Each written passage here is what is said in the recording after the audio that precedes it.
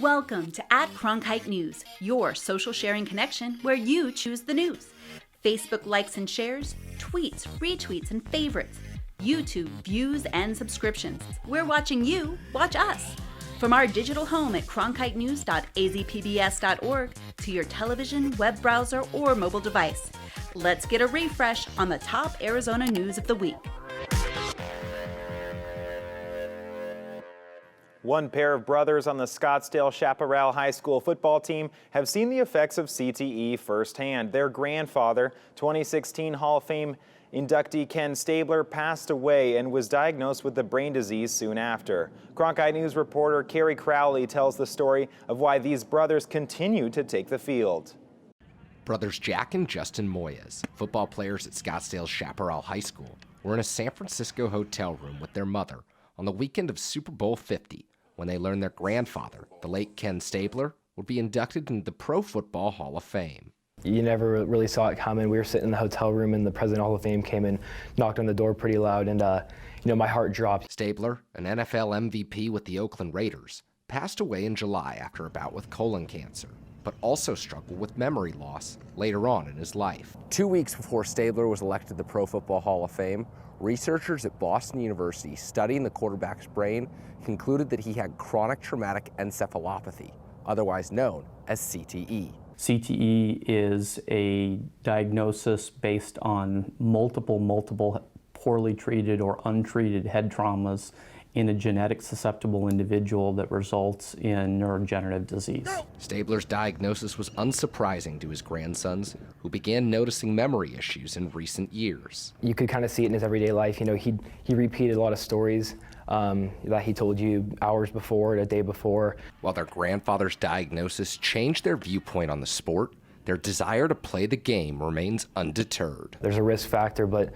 that's what comes with it. So you just can't play. You can't play thinking about it, but yeah, it's there. It definitely changed the way I think about it now, but of course when I get on the field, it's not going to matter to me. I just want to, hit someone. The Moyes brothers have seen the risks of football firsthand, but they're excited to continue honoring their grandfather's Hall of Fame legacy on the field this fall. In Scottsdale, I'm Carrie Crowley, Cronkite News. Arizona relies heavily on its livestock industry for food and economic health. Investigative reporter Amanda Ames tells us why the industry could be at risk. There are more than 1 million food animals in Arizona's livestock industry, but fewer than 3 dozen veterinarians to care for them. Dr. Gary Thrasher is one of a dying breed. For 45 years, he's practiced veterinary medicine on large food animals in rural Arizona, a job that today has all but vanished. I get cattle from all over the state hauled in here to do procedures that they can't find any other veterinarian to do. And it's not that I'm any better than anybody else, it's just there is nobody else. Arizona is one of many states facing a shortage of food animal vets in rural areas. We're one disease outbreak from real catastrophe. And practicing veterinarians are kind of at that front line. Arizona's agriculture industry brings more than $17 billion into the state's economy. And according to Susan Gale, the acting state veterinarian, a disruption in this industry would affect nearly everyone in the state. The concern I have is that food production has become kind of in the background activity. And a lot of folks take it for granted. 8 of Arizona's 15 counties have no USDA-accredited predominantly food animal veterinarians. We as a society have come to expect and assume a wholesome, affordable, safe food chain, and veterinary medicine is a real tantamount part to that. The Arizona Livestock Incidence Response Team is meant to respond to livestock disease threats, but it takes a vet in the field to detect the problem. When we go to USDA programs related to emerging animal diseases and that type of thing, they repeatedly tell us that it's not if it happens, it's when it happens. So why aren't veterinarians working in these underserved and vulnerable rural communities? The type of kids that would come back to a rural area like this are usually those that have been raised in a rural area. 90% of the people who are being accepted to veterinary school are not them. Most of today's veterinary graduates are drowning in student loan debt and can't afford the lower pay associated with living in a rural area. The trouble is, if you've got a $300,000 debt, you just can't afford to be paid less. You have to go where the highest paying jobs are. An American Veterinary Medical Association study showed the average non-resident student debt was $187,000, with 30% of students reporting debt over $200,000. Their average starting salary, just $67,000. If one of my daughters chose this path, I'd have to sit down and have a pretty frank discussion if we could make it work. Yet what these areas really need is a new generation of veterinarians. I can't last forever. Frankly, I can't get out of the way of these cattle as fast as I used to be able to, too. Dr. Burgess is hopeful the University of Arizona's proposed veterinary school will help tackle these problems by cutting education costs in half and selecting students looking to return to these rural communities. For the investigative team, I'm Amanda Ames, Cronkite News. And with the Arizona primaries just over a week away, one lawmaker is trying to change the state's campaign finance rules. But Cronkite News reporter Ben Marjat spoke to some who say the bill would allow for dark money to flow more freely. Republican Senator Adam Driggs is sponsoring SB 1516, which passed in the Senate last Tuesday. Supporters say it would root out unlawful political spending, but those on the other side of the aisle paint a much different picture. It opens up the floodgates for anonymous, unlimited amounts of money to flow through Arizona and buy your politicians and your votes. Yet another push today from the Arizona Advocacy Network to stop SB 1516. The bill was set to be heard in the House Elections Committee this morning, but that hearing was postponed. We will not be hearing Senate Bill 1516. The bill passed the Senate 1810 last Tuesday amid praise from Secretary of State Michelle Reagan, who drafted the legislation with Senator Driggs. But critics, most of them from the Democratic Party, say the bill would open the floodgates to dark money, campaign contributions with no real paper trail in all state elections. The amount of opportunities that people can use in this law to avoid disclosure, to hide money, and to peddle influence is unprecedented. But when the bill was introduced, Reagan touted it as a way to simplify and clean up the campaign finance process, saying, quote, "It's offensive to many that institutional groups would have to hand over the personal information of their members and supporters to a government agency." Senator Martin Quezada said this bill is more far-reaching than that. The provisions that are actually in this bill are much, much broader than a simple cleanup, than simple reorganization or simplification of these statutes. The Election Committee chairwoman did not say when the bill would have the chance to be heard again. In the broadcast center, Ben Marjat, Cronkite News. Get a driver's license and a voter registration card? The Arizona House is calling for an amendment to our state constitution to lower the voting age from 18 to 16 years old. Cronkite News reporter Amber Kawaji spoke to one Valley teacher who says this amendment has his vote of yes. Amber? Drive a car, get married with parental consent, and even be tried as an adult if they commit a violent felony or a double murder. But there is one thing that they can't do, at least not now, and that's vote. 21 is the current age. For these students, voting is just another day in the classroom. We're going to use the remotes on this. You guys ready to vote? That's because Maryville High School teacher Barrett Nitschke believes the youth need to be heard. Every age group has their own perspective about what the country should be. And perspective is what his students receive when they practice voting during class hour. But those votes submitted moments ago don't count. However, this could change if HCR 2046 gets passed, lowering the voting age from 18 to 16 in state elections. All you need is a simple majority in both the House and the Senate to pass the amendment along to the voters. There, it only takes another simple majority, 51% of the voters, to approve the amendment. Though some may feel 16 is too young to have the power to vote, Nitschke thinks otherwise. 16, 17-year-olds pay about $9 billion in taxes every year, but they don't have a vote. So the whole country was based on no taxation without representation, so why not them too? If I was given the right to, I would definitely go out, because I wouldn't want this right being wasted, because if the government of the state thinks that my age group is capable of that, then I would definitely help and be responsible for what decisions could be made. One of the main reasons people agree with lowering the voting age is because they believe it will help with the voter turnout of the younger demographic. The 18 to 29-year-old age bracket has consistently remained the lowest group to go out and vote, staying between 20 and 40% of the voter turnout range. In Phoenix, Amber Kawaji, Cronkite News.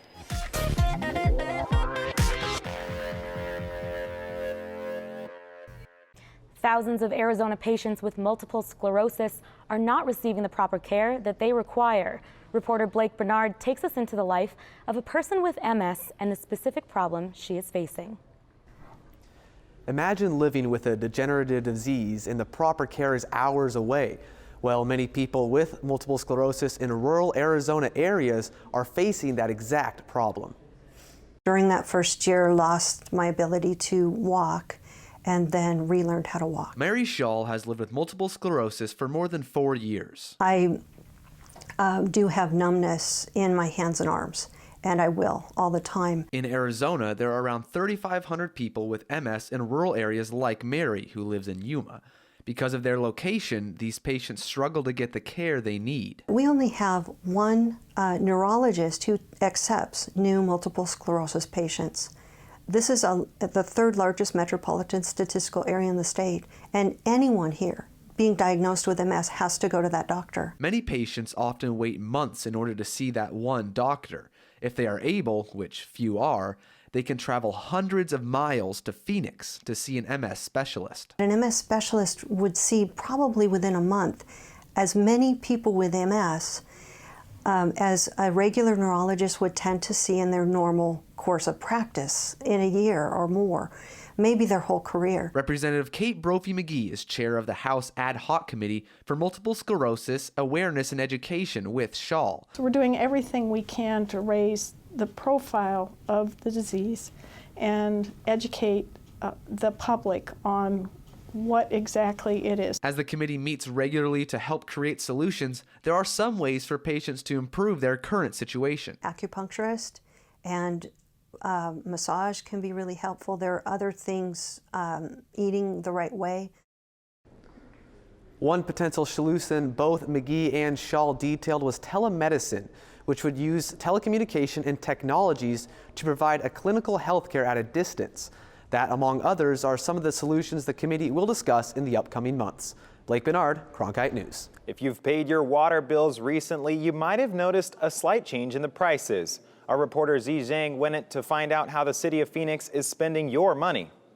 Phoenix raised its water rates by 2.6% in the beginning of March. For the average residential customer, that translates to $1.59 more per month. The city says the increase is all an effort to maintain reliable water delivery to its residents. We have 7,000 miles of water line and 5,000 miles of sewer line, which is about the same length of water line that LA has. Some of the water pipes that run through the city today date as far back as the 1930s, when Phoenix was still a desert. So what we're looking at is replacing old pipes, but we also have increasing costs of electricity and chemicals, and the raw water costs have gone up too. So we have this pressure of our raw commodity costs going up, as well as the needs of the infrastructure rising as well. Now this new pipe being built right here will bring newly treated drinking water to the distribution system, which then goes into Phoenix households.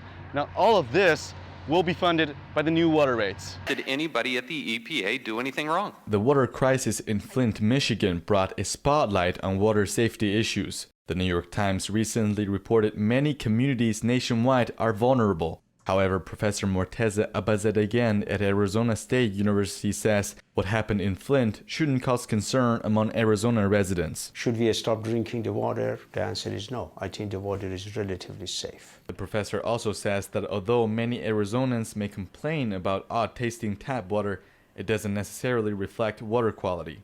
In Phoenix, Zizeng, Cronkite News. Despite the rise in cost, Phoenix water rates remain the lowest in the nation. A Valley startup company is changing and the future lives has of people with arrived, at disabilities. least as Cronkite News reporter Kendall Bartley found out. They're not a charity, they're providing jobs. Aqua Sack currently employs 6 people with disabilities, and the founder hopes to hire even more. I was able to speak with one employee to see how his experience has changed his life. We're all the same.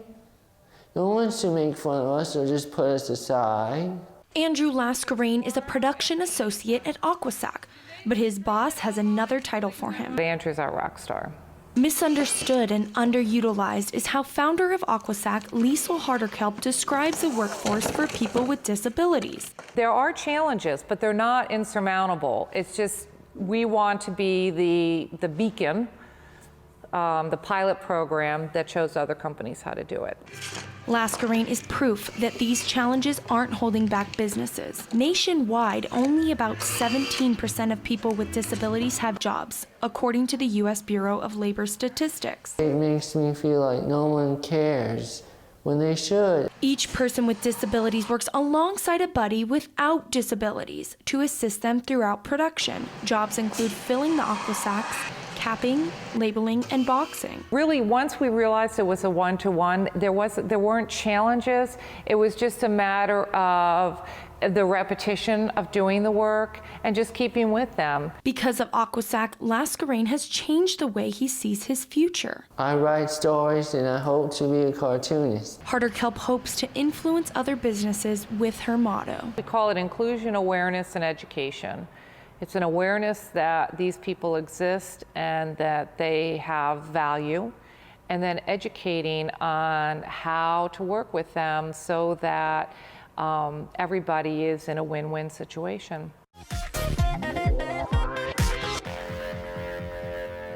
And while Bernie himself is in downtown Phoenix, his wife Jane is learning more about the rest of our state. And she's not visiting the scenic areas, as Julia Thatcher reports. She's going to the place famous for pink underwear and the world's only female chain gang, Tent City. If there is any doubt that things at Tent City are actually pink, let me ease your mind, they are. I found that out, and so did Jane Sanders. She met with Sheriff Joe Arpaio as well as inmates to discuss the conditions and why the jail is so controversial. We can see that right here. We can see the reality. I think what's important is the impact on our people, on aspiring Americans. Jane Sanders went to Tent City expecting to just peer through the gates outside. But Sheriff Joe Arpaio wanted to bring her inside and show her what it's all about. She was shocked. Everybody here has been convicted. She didn't even know that. She took the time to talk with inmates. Some are happy with the treatment they've received. I mean, it's all right. It's cool that they got the phones on most of the time so you can call whenever. You get to work, so the time goes a little bit faster, you know? Others were quick and willing to share their stories of mistreatment. When my mom says it, everything she went through in the jail, everything she suffered in there, because they treated her bad, really bad. After visiting the jail, Sanders heard stories from people who are undocumented living in Arizona.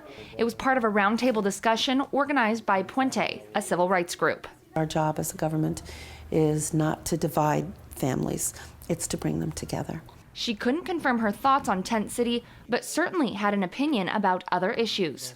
What we have to have is a comprehensive immigration reform with a path towards citizenship, and we need to do that yesterday. Sheriff Joe Arpaio encouraged Jane Sanders to walk around and talk to anybody that she wanted. He said he had nothing to hide. He said he's now waiting for Hillary Clinton to come on down and take a look. In the media center, Julia Thatcher, Cronkite News. Gambling in the world of fantasy sports may get a bit easier in Arizona. Cronkite News reporter Nick Pope went to learn more about the rapidly growing industry and its future here in the Grand Canyon state.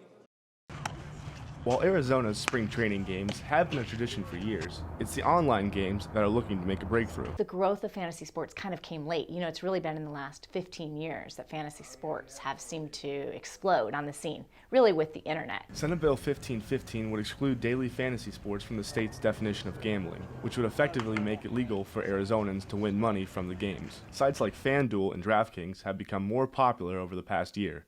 People like Stacey Stern feel that the time has come for Arizona to join the trend. However, one senator fears the possible ramifications with Arizona's Native American community. I voted against it because we got advice from several attorneys that the bill would trigger what's known as the poison pill in our gaming compact with our tribes. The gaming compact, for example, we don't want to disrupt that. Completely respect that. But we also feel like there are about 800,000 Arizonans who are disenfranchised from playing these games, from making that decision on their own that they want to play these games. I think that there's a lot of people who are interested in it, a lot of people who want to play it, but it's got to be something that is worked out over a period of time, that people from both sides of the aisle, from the tribal communities and from the proponents of fantasy football, to sit down and find a way to make it work within that compact. While online gambling is an especially touchy issue in Arizona, no one can deny the rising popularity and demand for daily fantasy sports. In Phoenix, Nick Pope, Cronkite News. That Senate bill was passed in the Judiciary Committee and will look to work within the Arizona Gaming Compact in order to pass. Leave only footprints and take only pictures isn't just an old adage. In Arizona, it's the law. Reporter Lillian Simpson traveled to Lost Dutchman State Park and found one couple not following the rules. Hi folks, going for a hike? Lost Dutchman is one of many state parks protected by the state of Arizona. Visitors are asked to leave the park empty-handed, but this Canadian couple can't seem to help themselves from taking a piece of the park with them. You can paint a word, if you like. You can put love, health. Nicole and Roger have traveled from Texas to California and now to Arizona, adding rocks to their painted collection. She chose the rock and okay, I could paint something with that. We try to tell people when they come in what the rules are, and also we give out brochures with a map, and it has regulations on it. Basically, people aren't supposed to remove rocks or objects that they find on the trails. Even though park rangers do their best to preserve Arizona state parks, some hikers and campers don't see the harm in taking a little piece of Arizona before they go. When I see a rock, I told it to my friends, look, the dog. Hey, it's like a dog. You see the tears and the nose and the eyes. If everyone took one rock, well, pretty soon there wouldn't be many rocks left. So we ask that they just leave everything in place as they find it. This couple says taking the rocks helped them remember the beauty of Arizona. When the sun goes down on the rock in the back of you, so it's a beautiful, beautiful thing. The park rangers say leaving the rocks where nature put them is even more beautiful. In Apache Junction, Lillian Simpson, Cronkite News. In Arizona, it is illegal to remove anything from our state parks, but the amount of the fine is determined by the judge. Now, here's an @Cronkite News Pick of the Week, a favorite from the Cronkite News staff. Shows like Making a Murder and the podcast Serial have been hugely popular all over mainstream media. But investigative reporter Jesse Schultz caught up with one Arizona man whose story of justice is all too similar. I'm here in front of the Maricopa County Superior Court, where every day behind those doors, people are charged and convicted of crimes. But what happened when the crime they're convicted of, they didn't actually do? On Sundays, Drayton and Maria Witt like to take their daughter, Ellie Mae Justice, to the park. But just a few short years ago, this wouldn't have been possible. At 18, Drayton Witt was sent to prison for second-degree murder, allegedly for shaking their 4-month-old son, Steven, to death. I was 18 when my son passed away. I just hid in a hole, and I tried not to come out of it. And then the police came knocking at my door. Drayton maintained his innocence. I wasn't going to take a plea. I took it to trial, I lost. I was given 20 years flat. Maria stood by him. The two even got married in prison. The fact that he was now getting charged for the death of something that he loved, I wouldn't walk away from that. and I wanted to stand by his side. I wanted to do that time with him. Behind bars, Drayton wrote the Arizona Justice Project. You didn't have to read Drayton's file several times to figure out that this was just crazy. Randy Papetti was an attorney on Drayton's case. He argued that Stephen had been sick from birth and died of natural causes. He'd been having seizures and hospital stays, and for them to ignore all that and say, nope, we can tell he was shaken, it didn't even make any sense. In 2012, he was exonerated of his charges. 12 years after going in. Since the project's start, it has received 5,000 requests for help. It's been successful in 24 cases, and last year alone, it received 350 letters for case review. The government is so strong and really can overwhelm the little guy that those people need somebody fighting for them, especially when they didn't do the crime that they're accused of. One of the problems in this area is the state, in my view, is overly reluctant to admit past mistakes. Khalil Rushadan was also wrongfully convicted. His charge was felony murder. You could either lay down on this conviction, or you can keep fighting. After serving 15 and a half years, the Justice Project took on his case and he was released in 2011. Arizona is one of 20 states that doesn't give compensation to the wrongfully convicted. Drayton and Rushadan didn't get a dime. It was really hard to re-enter back into society. Everything we had, me and my wife lost it all. Every bit of it. Not a memento, nothing. I lost it all. Maria says she's still angry about their lost years. It's hard for me. It's really hard for me. Despite what happened, Drayton and Maria said they feel lucky. The fact that I'm out of prison, I go to work every day, I come home to a beautiful daughter. I mean, life's good for me. The Maricopa County Attorney's Office did not want to comment on the Witt case, but they did tell me they consider it a dismissal rather than a full exoneration. With the investigative team, Jesse Schultz, Cronkite News. Cronkite News tracks your likes, tweets, and shares from all our social sites to bring you this news special at Cronkite News, our weekly refresh. Join the conversation so you choose the news. Like us on Facebook, follow us on Twitter, subscribe to us on YouTube, and log on to cronkitenews.azpbs.org for top Arizona stories anytime.